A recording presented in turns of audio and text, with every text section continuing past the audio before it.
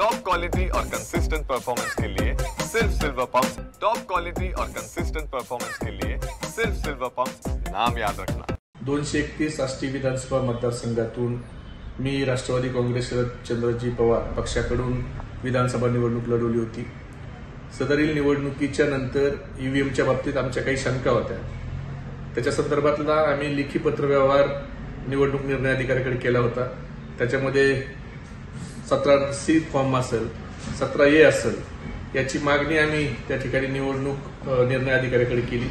त्याचबरोबर ईव्हीएम मशीनच्या बाबतीत ज्या आमच्या शंका होत्या त्याच्या संदर्भात कंपनीतून निघाल्यापासून जे काही ट्रॅक रेकॉर्ड आहे ईव्हीएम मशीनचं, जिथं जिथं ते ठेवलं गेलं, जिथं जिथं ज्या पद्धतीनं आणलं गेलं, त्याचं सर्व रेकॉर्ड आणि तिथले सीसीटीव्ही फुटेज हे आम्ही त्या ठिकाणी निवडणूक निर्णय अधिकाऱ्याकडे मागितले होते।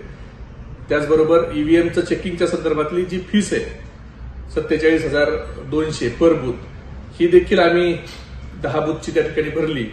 परंतु निवडणूक विभागाकडनं आम्हाला कुठलाही प्रकारचा प्रतिसाद त्या ठिकाणी दिला गेला नाही। निवडणुकीच्या काळामध्ये काही सेन्सिटिव्ह बूथचे आम्ही सीसीटीव्ही फुटेज मागणी केली।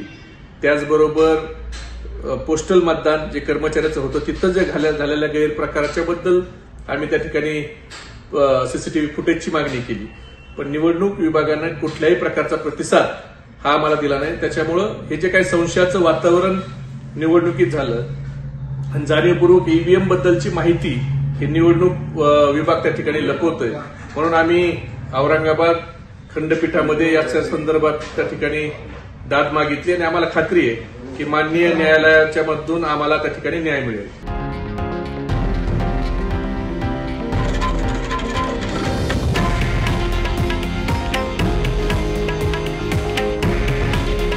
हे आहे देशातील नंबर 1 न्यूज नेटवर्क आणि आपण पाहत आहात TV9 मराठी। काळजी तुमची, हित महाराष्ट्राचं।